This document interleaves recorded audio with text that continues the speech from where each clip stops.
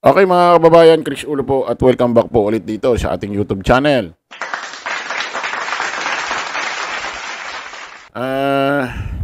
Naku po, eto na.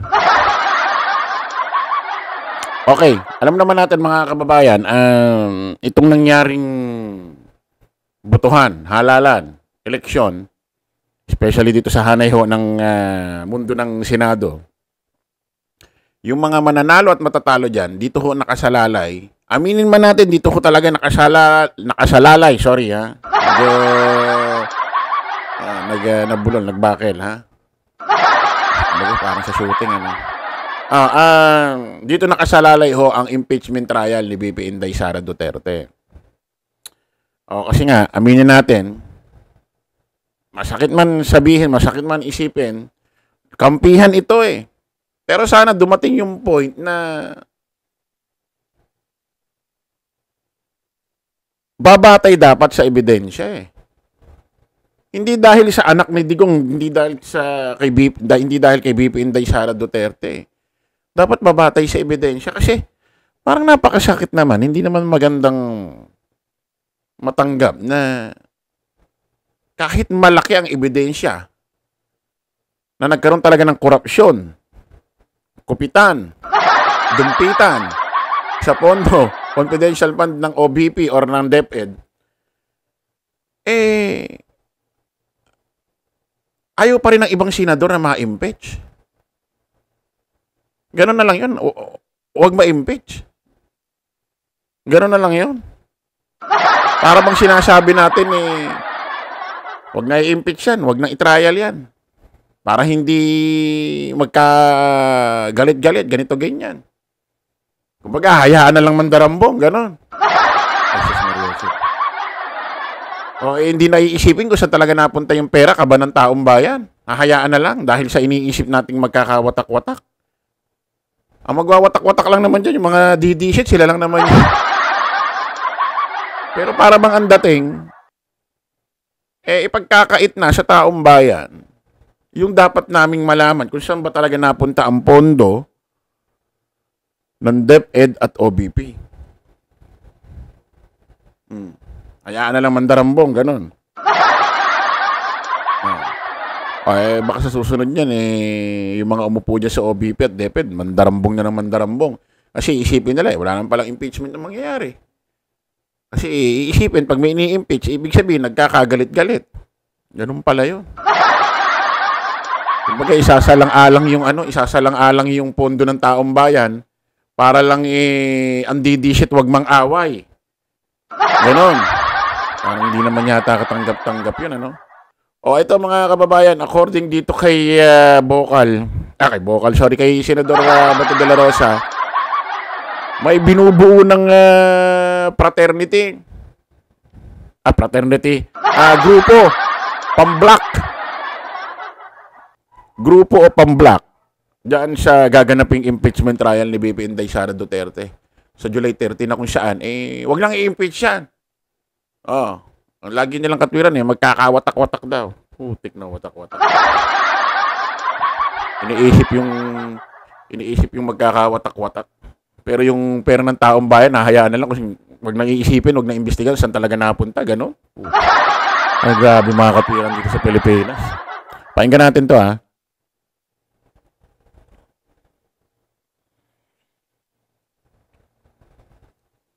Na umanong Duterte Block sa Senado, ayon kay Senador Bato de la Rosa, posibleng umabot daw ang kanilang bilang sa 9 na senador. Kung magkaganon, maaaring may implikasyon ito sa impeachment trial ni Vice President Sara Duterte. Nakatutok si Mav Gonzales. Kay Senador Bato de la Rosa na nanggaling, may namumuo ng aniyay Duterte Block sa Senado sa darating na 20th Congress. Kasama si de la Rosa, 9 na senador ang aniyay posibleng kasama sa Duterte Block. Tiyak na raw na kasama nila sina Senador Bongo, Senador Robin Padilla, Senator-elect Rodante Marcoleta at ang kapatid ng Pangulo na si Senadora Amy Marcos. May iba pa raw silang posibleng makasama pero hindi pa niya nakakausap ang mga ito. Hindi pwede baliwalain. Malaki-laking grupo rin yan. Hindi mo kami nagre-recruit. Nagsasound off lang. Kagaya ni Amy, nagsound off siya na gusto niyang sumama sa amin. Sinusubukan namin kunin ang panig ng mga umano'y magiging miyembro ng Duterte Block. ang tuluyan nitong pagkakabuo, posibleng may implikasyon sa impeachment trial ng Vice-Presidente. Kailangan kasi ng 9 na boto para maakwit ang bise. Para kay De La Rosa, mas mainam kung hindi na matuloy ang impeachment trial. Pero pinaghahandaan raw niya ang magiging papel bilang Senator Judge. Mas maganda sana kung hindi na para makafocus kami sa mga mga development efforts para sa ating bansa. At Anong klaseng katwiran? Parang sakit pakinggan naman ng gano'n. Isipin niyo mga kababayan, tama ba itong naririnig natin na mas maganda raw hindi na raw talaga matuloy ang impeachment trial laban kay BP Inday Sara Duterte. Kumbaga, ibasura na, hayaan na. O siyempre, pag nangyari yun, nabasura na din sa Senado, yung ginawang effort ng Congress, ng House of Representatives, especially pumirma yung 250 na mambabatas kasi na-impeach sa ahensya nila eh. At may dumagdag pang 250 na mambabatas. Wala nang kwenta yun. Oh. Meron daw nabubuong pamblock diyan sa impeachment trial ni BP Inday Sara Duterte. Siyam daw. Siyam din daw ang sapat na dapat senador para mapawalang bisa yung impeachment trial na gaganapin sa Senado sa 30 ng Hulyo 2025. At mas maganda hayaan na lang daw, wag na raw matuloy. Para makapag-focus daw sila sa problema ng Pilipinas. Taong bayan na naman ang ginamit. Ano ba yun? Ay, napakasakit eh. Pakinggan mga kababayan. Alam nyo kung bakit? Ibig sabihin, kung sakali nagkaroon talaga ng nakawan, korupsyon, kupitan, dukutan, diyan sa hari na ho ng OBP at DepEd at milyon-milyong pera ang pinag-uusapan dito. At hindi na matutuloy. Ibig sabihin, yung mga perang nawala or naibulsa kung meron pa talaga, for free na lang yon. Ano ba naman yan, mga senador? Ano nangyari sa... Hindi ba dapat karapatan din namin malaman, makita kung paano imbestigan kung saan napunta ang pera ng taong bayan? Ang masakit pa nito, pera ng taong bayan yung hinahanap at dapat naming malaman, kami pa rin taong bayan ang gagamitin sa paliwanag para hindi na matuloy impeachment trial para makapokus daw sila sa problema ng Pilipinas. Eh di ba problema ng Pilipinas ang korupsyon? Especially DepEd yan. Ang tinututukan dyan, ginagastusan dyan, especially mga pampublikong eskwelahan, pangangailangan ng mga estudyante, na kung saan sila ang papalit sa darating na henerasyon. Especially mga nakaupo sa gobyerno. Ano nangyari? Nakaka-stress pakinggan itong balita. Parang pinagkakait sa atin yung katarungan dyan sa pera na yan, kung saan talaga napunta. Nakakadismaya. Hindi natin magkawatak-watak. Wishful thinking lang yun. Hindi ko pinaghandaan yung hindi matuloy. Ang pinaghandaan ko yung matuloy. Usap-usap. Narinig nyo? Sana raw wag na matuloy ito impeachment trial ni BP Inday Sara Duterte dahil ang rason lang nila para hindi na raw magkawatak-watak.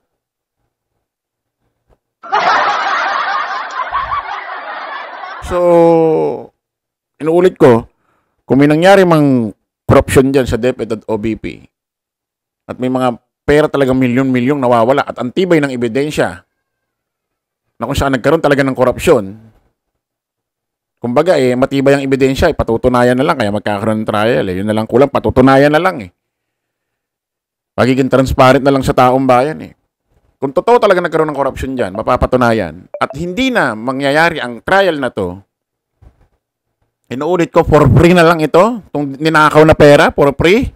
At hayaan na lang, limutin na lang. At yung mga sangkot dyan, matutuwa na lang na para bang nakalibre. Buti pa sa pagtaya ng loto. Pag tumama ka, may puhunan ka dahil may tinaya ka. nagbayad ka sa cashier nung Lotto outlet. Eh dito, wala eh. Talagang ano nangyari sa Pilipinas? Usapan din ngayon ang posibleng Cheese Escudero versus Tito Soto sa pagka-Senate President. Sabi ni De La Rosa, wala pa raw na pag-uusapan ang Duterte Bloc kung sino ang susuportahan nilang Senate President sa susunod na Kongreso. Pero hindi naman daw niya masabi na gusto nilang palitan si Escudero. Hindi na rin daw mahalaga kung sino ang leader ng Senado pagdating ng impeachment. Immaterial na yan eh.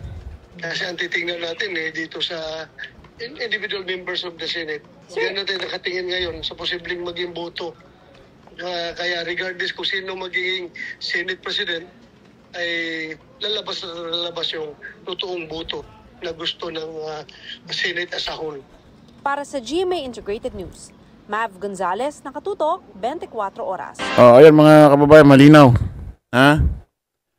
Malinaw na may binubuo or nabubuong grupo.